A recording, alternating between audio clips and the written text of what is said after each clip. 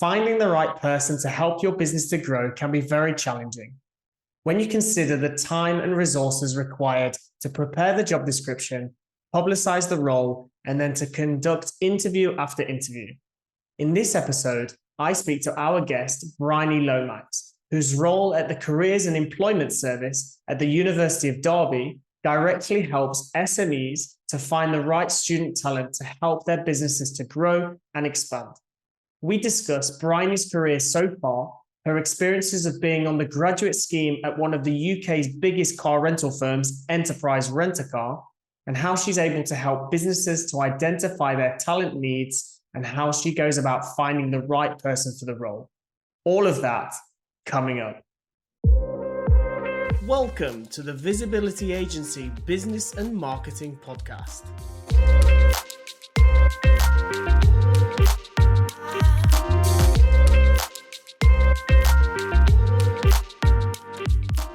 Hello and welcome to episode 4 of the Visibility Agency Business and Marketing Podcast. Today's guest is Bryony Lomax. Thank you very much for joining us, Bryony. Hi, thank you very much for having me.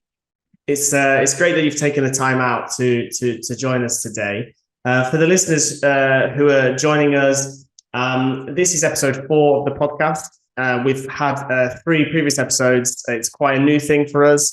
But go onto YouTube and check out the first 3 episodes and subscribe. That would be fantastic. It really helps the channel.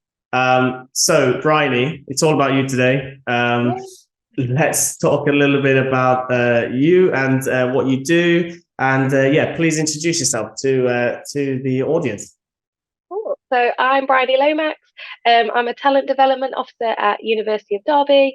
So I always say that's just a fancy way of basically saying I help bring in employers onto campus and engage with our students. So that's either bringing opportunities for our students, either creating opportunities for them or working with employers too. So that's me in a little nutshell. Nice. And what do you do outside of work? Is there something that you enjoy the most and your hobbies maybe? Yeah, I'm quite crafty. I like to make things and do lots of crafty things. I've got 2 kids that keep me busy. But when they let me, we like to do lots of walks. Before the kids, we did a lot of mountain climbing, like Kilimanjaro and stuff like that. Wow. But kids have stopped that, so we'll try again once they got a bit older. Nice. And I've previously worked for the University of Derby, and I know it's a really nice place to work. So it's great that you work there. So tell us a little bit about your career so far, and then we're going to talk a little bit more about your role and the challenges that you currently face outside of children. Maybe you could give us a little bit of a brief overview of how you got into your current role so far. Yeah. So I went straight out of university. So I did business and finance at university. I had no idea what I wanted to do, pretty much like all the students I speak to. And I was like, all I know is I want to wear a suit to work. That's all I was very set on. So I managed to get onto a graduate scheme. So I worked for Enterprise Rent-A-Car. I worked with them for 7 years. So I went on their graduate scheme, worked my way up. I pretty much had a promotion every single year I worked with them. Nice. Loved it. I absolutely loved working there. The whole family feel, everything. I really, really liked it. And that's when I had a couple of roles, but probably my favorite roles there was being the PA to the general manager. That was really, really interesting. Saw some different sides of the company that you never really get to see, so that was really interesting. And then from there, I went into the talent specialist. So I was a talent acquisition specialist, and that's where I recruited for the East Midlands and East Anglia, and absolutely loved seeing all the recruitment side and doing all the recruitment side and working with all my branch managers and area managers to make sure all the branches were all staffed. And but part of that role, I had to work really closely with universities as well. So I used to come into universities doing presentations and projects and workshops and stuff like that. And that's when I started working with University of Derby a lot. And it just kind of coincided that they had a role came up that was an engagement officer, and that's when I came over to the university. So came into Nice. university, and then did an engagement role. So that was where I helped students and employers. So I was helping students get the jobs, and I was also creating the jobs with the employer. Then Nice. we went into COVID, and it was all a bit changed, and everything changed.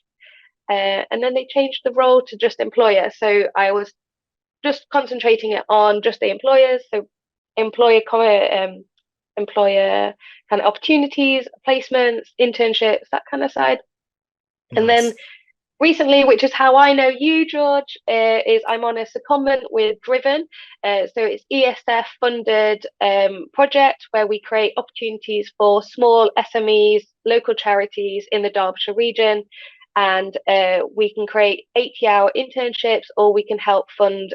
We give £1,000 towards taking on one of our graduates as well. So it's lots of Nice. opportunities, keeping me busy, that kind of thing.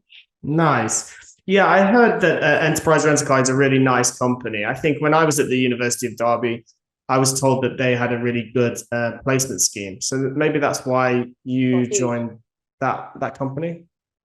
I I've always had like a really big work ethic. Like even through my university, I was always working like 3 jobs over the summer holidays just to pay for university. So like working with like a big family feel. Like I wanted that kind of customer service, family feel, kind of in it together kind of Mm-hmm, thing. mm-hmm, And mm-hmm. the enterprise just gave me that. It taught me so many skills. And I was really, really, there's definitely be some lows there. There's definitely some massive highs there. But I wouldn't be who I am now without that place. And Sure. I, I think it was the customer service that kind of got me there because I grew up in the Peak District. The only kind of jobs in the Peak District for a teenager, there was just tourism, kind of customer Mm-hmm, service. mm-hmm, mm-hmm. So I was like, yeah, I can do customer service. I do it all the time, kind of thing. So that's Nice. it's like sales, customer service go hand in hand. So yeah, Awesome.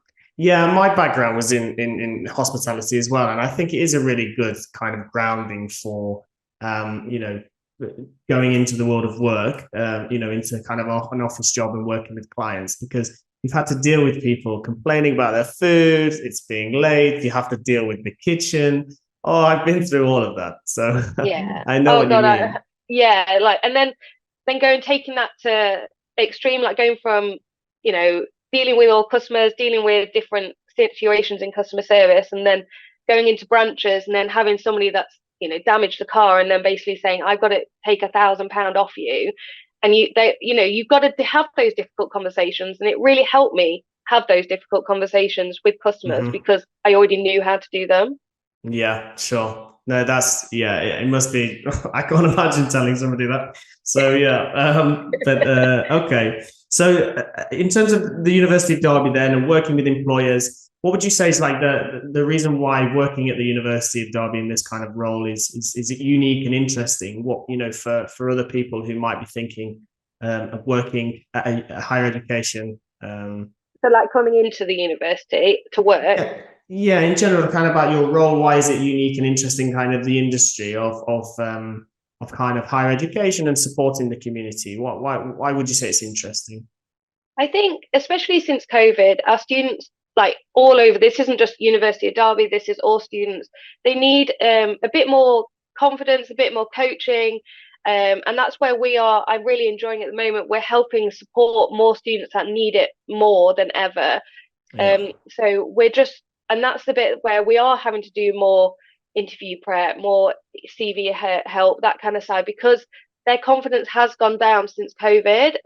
So that is one of the sides that is really good.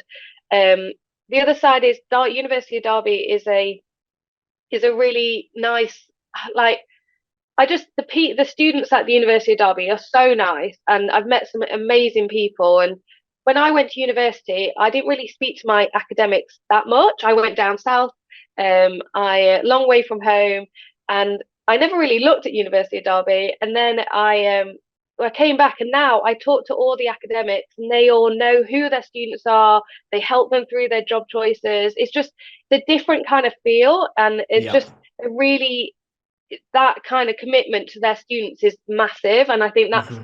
I never saw that at my university when I went to uni. But Hmm. the commitment they give to their students at University of Derby is really big. So it's really nice to see. Nice. Yeah, I do. I did feel like it was a very warm environment, to be fair, when I Yeah. went there. And I subsequently studied in Paris. I did the Erasmus program during my Oh, nice. time. So I left for 6 months and I saw the difference, let's say. So the Yeah. University of Derby, I came back with a fresh perspective on actually how nice it was. So when you've Yeah. got a comparison like you have, you see the difference. Um, Yeah, definitely. I think it, yeah, yeah, but yeah, what you said, sorry, what you said about COVID, to come back to that a little bit, is about students needing more support. I totally see how that's important because people are finishing university and their first roles are online. I mean, we run a remote marketing agency, and the our team, there's a girl that joined us in September, as you know, and she, this is her first role completely online, and it's a real challenge, you could say, that to kind of um, bring those skills that you would normally learn in a in-house environment, and yeah. clearly you're supporting students with having enough skills to be able to be attractive to employers, right? Yeah, and it's that kind of engagement side that we're always trying to get those students to be engaging with our events, or even if we put a job offer, we want them to apply for it, and that's trying to make sure that they will apply for it. It's all good as finding all these jobs and creating all these jobs, but we need the students to actually apply for it. And so it's making sure that they have that confidence. So the team in our careers and employment service, they work really well with our academics and go into lectures and talk to the students. So it's not just we're just putting a job online. There's so much more behind just putting a job out there for our students. And I think that's the bit they really do a lot for our students to try and get them to feel like they can apply for this job. Sure, sure. No, it's a really, really important job that you do. It's people's futures at stake, and you're there helping them to go out into the world and apply for those jobs, and it's invaluable advice, to be honest. It's Yeah. really different because like people say to me like, oh, I don't know what I want to do, and I'm like, I still don't know what I want to do. Like it doesn't matter. Like I think that's the big thing. Like going into careers, I never thought I would work in careers, and but to see students like actually go and get a job and send me an email saying I got that job because of our interview prep, or I'm so Hmm. happy with my internship and all that, and that's the bit that I love out of this job. Hmm. I can imagine. Okay. So in terms of the biggest challenge that you face or have faced in your career as a general rule, what would you say that So has there is, been? because I thought about this and I was like, there is one definite situation that came up. And when I was a PA at Enterprise Rent a Car, I was really trying to get my next promotion. And there's not really a promotion that you can't be like a senior PA or anything like that. So I had to go out of like the PA kind of world. And I saw the talent acquisition specialist and I was like, I want to be one of them. And the job came up and I applied for it and I went into my interview and she asked me a question like, what's your biggest weakness? And I said, oh, Classic. I know. And I said, oh, my confidence. And I meant in myself. Like, I don't believe in myself. I know I can do it and I will be absolutely fine, but I don't believe in myself at the time. And so she rejected me because of that, because of what I said.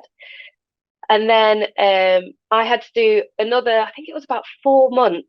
I had to work next to her. Like she literally was opposite me every day, kind of thing. So I had to prove to her every single day that I could do this job. Like, why didn't you give me this job?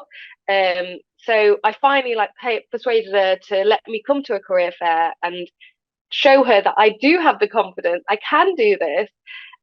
So I managed to get into a presentation and say, I'm doing the presentation, you're not doing it, let me do it. Let me prove to you I have this confidence that you thought I didn't have. Um, Hmm. and yeah, and then I did the presentation, and then that night she opened the applications again and I applied for it again. Awesome. And I Awesome. got it. But that was probably the biggest thing was like, something I didn't believe in myself, but it showed me that I do believe in myself because I proved that I could do it. And in Hmm. a way, it was good for me because it was I had to prove to myself that I did do it. Sure. And in the end, you got the role. And I think that's a story maybe you should tell to your students, that it's perseverance, it's showcasing your skills and trying to find that strength. Yeah, it's tough. Yeah. In the early Oh days, God, it's yeah, tough, and experience gives you more confidence, and it's, exactly. I chicken and remember egg. But asking my general manager, like she was like, "Oh, Bryony, you just need more confidence," and I was like, "Yeah, but how do I get more confidence?" And then by the time I finished enterprise and moved to university, like we're still really good friends. Janine is so like one of my massive mentors, and I said to her, nice. I remember thinking, um, I remember asking her, "How do I get confident?" And then at the end of my time at enterprise, I remember saying to her, confidence isn't just about me, it's about how I surround myself with good mentors, good managers, good colleagues. It's not just about me just creating me being confident, it's the team Yeah. around you that you create. And that's the Hmm. difference that a good team, good management, that kind of side can create a confident employee. Absolutely. Yeah, I agree on that. In terms of the best part of your career so far, or kind of the best role, or the best kind of task that you do, or projects that you work on, what would you say? Makes you really happy about your work. You've kind of touched on it a little bit, so I can imagine what you're going to say. But So yeah, like the PA role was really good. Like I got to organize some amazing events, like for massive, 500 people kind of events, which were really cool. That was quite a cool role. I really enjoy my current role. Like I'm helping local charities that would never be able to get an intern or help somebody do their kind of strategic planning and that kind of side. And the difference having this intern in their charity or their local business is making a massive impact in their business. So that's really rewarding. There's a local one that we're helping at the moment called the Grand Pavilion, and it used to be my in my town. It used to be our like going out like nightclub, and it closed down. And I have so many happy memories of this building.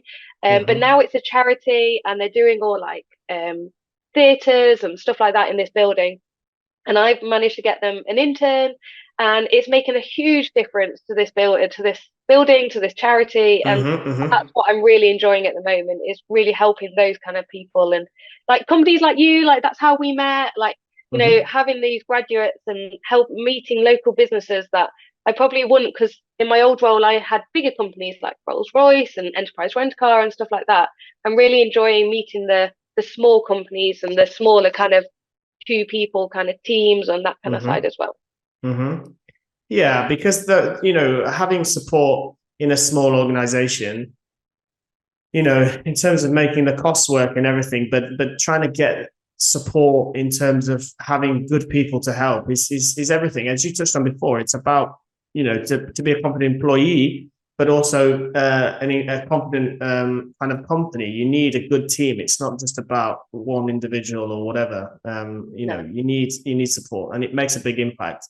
massive. And I think that's probably what I'm in at the moment. Like my driven team is amazing. And that's where shout out to all my driven team because it feels like a family. And that's where, like, that's what I love at the moment is I feel like a really good team kind of thing. Okay. So, in terms of your message to the next kind of generation of people, I mean, you could maybe give advice to people who want to kind of come into a role similar to you and what you would have done different to get there quicker, or maybe you just want to give some advice to young people who are, or to employers maybe of how to find a good fit for their company. Maybe that was too many questions in one. Maybe let's focus on the first one, which is advice to people coming into your industry. Let's focus on that one. Yeah, well, I don't know, like people don't choose to really go into careers. Like it's a lot of the people I work with will all just kind of happen to come into it. It seemed like a good role, or we're all from like a recruitment background, that kind of side. So I just think probably for the next generation, like don't put pressure on yourself. Like it doesn't matter if you don't know what you want to do. Like everything just works out. Like different opportunities will come up, and it doesn't matter if you don't have a set plan, kind of thing. I probably also, like, to your other question about businesses, like with the younger generation, people, they have so many skills and so many things that they can bring to businesses, and don't be scared to take on a graduate or an intern just for 6 weeks or something like that. Like that can make a huge difference to your business and bring a different element to your business. Yeah, absolutely. In terms of, I'm going to throw you a sideball now. In terms of kind of as an employer, recently we've hired more of a team. So I think from people listening to this podcast, they're going to be business owners, they're going to be marketing managers. They're looking to kind of recruit students to their teams. In terms of the how you feel. So in terms of internships, for example.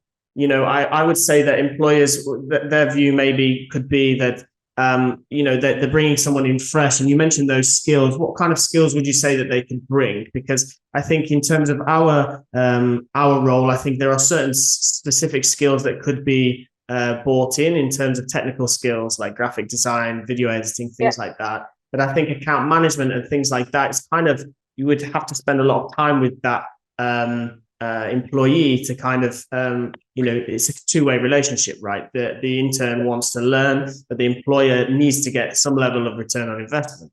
So what would you say to that question, which you might get asked a lot, but let's put it here because I think it's what probably people want to know. Yeah. Remind me if I haven't answered it, but I'll say, while you're saying, I wanted to say this idea. Like, so when one of the companies I'm working with is called Hege Windmill. It's a charity that I work with in my local area, and they had an intern come and work with them for 80 hours, so like kind of 3 months kind of thing. And a lot of so there's nobody paid at this charity. It's all volunteers. And at one of the meetings, the chairman got asked, "Why are we taking this internship? Why do we need this intern? We don't need it. It won't make a difference." After Georgia did a presentation to the whole of so the intern was called Georgia. After she did the presentation to the whole of the volunteers, and after her internship, that person that said why came up to the chairman and was like, "I am so sorry. I can see the difference what Georgia has done, and it is and a lot of, that's the biggest hurdle, is to show the difference what an intern could do." But as you were right, it does take a bit of time. It does take a little bit of thinking, because like, what can this intern do? You can't just get them to show up and just do a bit of filing for you. You need to get them a project. You need to get them to really hone in on their skills. And the university had tons of students, and that's where, like, we have a variety of kind of different skills and different opportunities that students can do. So, we've ranged from one, I can't say the technical word, it's like an insect one, where like they have to name and look at insects every single day. And we had loads of applications, loads of students wanted to do that. And then we go back to, like, we had a historical one, so people are looking at archives and that kind of side. Or I've had one that said, oh, they want to just make a website, they want to upgrade their website, but they don't know how. So they've had a student come and do that. So it is looking at what a student can do and what you need, and then coming back to university, is this what a student can do? So we have had the terms employers around go, like, so we've had someone that say, I need a website. To create a website can take time. It's a long time to make a website. If you are willing to pay for a website, and then they design it and do that way, then we can do that. But so we don't mind kind of going around with the employers going, like, we can make this work. Well, we can tell you what the skills that the students can do, as long as you tell us what you need, and then going from there, really. Yeah, and I think that defined brief is going to be important for everything. It's that communication of what are you actually looking for? Is it possible or not? And as long as you're honest with what's possible, then that will work, won't it? And a lot of them do change it with the student as well. So the student will come and be like, I'm really into videography, or I really want to do more financial, or I want to do more the business strategy or something like that. And that's where they have to be quite open as well, to changing the kind of job description a little bit around the student as well. Yeah, absolutely. Because then, that person coming with that creativity, you want to harness that creativity, and you might have a brief that you think is good, but if you can tweak it slightly, as you mentioned, then you could potentially get a much better piece of work at the end of that project. So Yeah. yeah, that sounds good. Yeah, I think one thing for me, I mean, I don't consider myself too old, but I think TikTok is something that do I use it? I do. Do I really get it? No. And I think maybe the younger generation coming through are going to understand. So, as a marketing agency, we're trying to look at the latest technologies, but I'm not necessarily the target audience for those technologies. Neither are, maybe some of our clients, but their customers are. And, an intern maybe, and younger people could certainly bring that understanding because they are the target audience. They are using those channels. So yeah, marketing wise, I think that could be a good one. I could definitely fill probably our roles with marketing roles. That is probably the most thing that we get asked is, can I have a marketing intern? Can I have a marketing intern? Can I do someone Okay. to do my social media or something like that? And there tons of students will just happily do that. They don't have marketing degrees or anything like that, but because they have those skills already to do a Yeah. bit of social media, a bit of Instagram, that kind of side, like they will do it. Maybe not to the best, to the marketing students and that kind of side, but they do have a lot of those skills already. Yeah, those they can be developed as well. It's Yeah. about communication and trying to understand what looks good, and maybe some challenges you have. We certainly have them. Is if the brief isn't this is what good looks like, then it's going to get confused down the line. So as long as the person, the employer is clear on what's good, then the intern can adapt, I assume. Okay. In terms of, so we're getting close to the end of the podcast. So in terms of three individuals that you'd like to give a shout out to, do you have those to hand? I did. I've probably mentioned one. So Janine Schofield is probably my biggest. She was my mentor. She was my general manager, so I was her PA. She was a massive kind of. She helped me so much in my like younger kind of career. So massive shout out to her. That's probably one that she's always influenced me. Like proper women in leadership, making sure that women like really try to strive to go higher and don't let people say no to you, those kind of things. I probably would say the other thing is Cassie, my current manager. She's really been like one of my really good managers. I have a couple of favorite managers over the times, and You have she's to probably one pick. of the. And I don't think there's any one massive that's other than inspirational kind of thing. I like to kind of more stay like local and just kind of like see what kind of my managers are kind of. I think a manager is a massive role, and to kind of make such a difference to their team and impact their productivity and how people feel and that kind of side. And I think those two people really made, they made an effort to come and say hello or in the morning and those kind of things. That makes such a difference to a team, and it can be the tiniest little thing, but it makes such a difference. Nice. Okay, we'll make sure to tag them in on any marketing promotion so You don't people have can to. connect with them. Okay, so in terms of the audience, how can they get in touch with you? Maybe you're available on social media, an email address, a website. Is there something you want to Yeah, so our let people know? LinkedIn is probably the best way to get in touch with me. The university website has a massive page all about how businesses can get involved with the university, and that can go into kind of the projects that we're working on as well. So how me and you, George, met. There's lots of information on our website.